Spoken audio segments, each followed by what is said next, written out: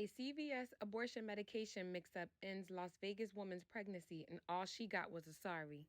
Tamika Thomas does not come from a large family, so as an adult, she decided to make one and have 4 lovely, healthy children. She and her husband in 2019 decided to have one more. Moving into her 30s, Thomas was having trouble getting pregnant. She had 2 ectopic pregnancies, which led to Thomas having her fallopian tubes removed.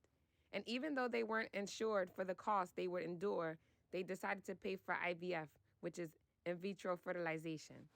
Doctors sedated Tamika, inserted 2 eggs inside her body, and sent her home with prescriptions, one of which tricked her body into producing enough hormones to kickstart her pregnancy. Tamika says you have to make yourself think you're pregnant. We're taking a lot of supplements to make our bodies think we're pregnant. In previous attempts, Thomas had taken a shot to her buttocks in order to trigger that hormone inside of her, but injecting her was too emotional and she wanted to give her butt cheek a rest, she said. Her doctor prescribed a vaginal suppository in place of the injections. Tamika went to her CVS branch at West Craig Road. She took 2 of her required doses and knew something was wrong. She said, I started cramping really bad. No stranger to IVF process, she expected cramping, but this was not the pain she anticipated.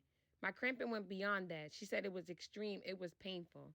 Tamika checked the bottle, looked up the name of the prescription on the label, and the results of her internet search began a years-long process of mourning. She said the first thing she read that it was used for abortions. Investigators outlined how 2 technicians and 2 pharmacists made a series of errors that led to Thomas being given the wrong medication, essentially terminating her pregnancy on the spot. Tamika said, they just killed my baby, she said to herself at the time. Both my babies, because I transferred 2 embryos. Among the series of mistakes, one technician, incorrectly believing she knew the generic name for brand prescribed by the doctor, entered the wrong name into the prescription. One pharmacist did not catch the error, and another pharmacist failed to counsel Thomas when she came to pick up her medication. The error would have been caught because then they would have to have the medicine in their hand, Thomas said, and they would have said, oh, this is misoprostol or Cytotec. Have you taken this before? And I would have said no. Tamika complained to the Nevada State Board of Pharmacy after she gave her heartbreaking testimony about her horrifying experience. The 2 pharmacists were fined and had their license suspended. If both pharmacists avoid disciplinary action over the next 12 months, pay fines, and take continuing education credits, their licenses will be reinstated, according to the pharmacy board. CVS response was, we've apologized to our patient for the prescription incident that occurred in 2019 and have cooperated in the Nevada Board of Pharmacy in this matter. The health and well-being of our patients is our number 1 priority, and we have comprehensive policies and procedures in place to support prescription safety.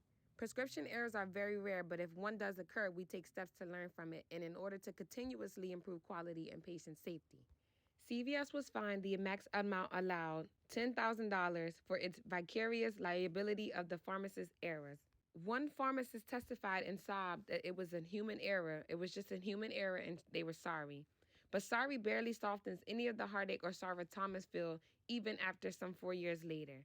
All she got was a sorry, she said. It will never be good enough.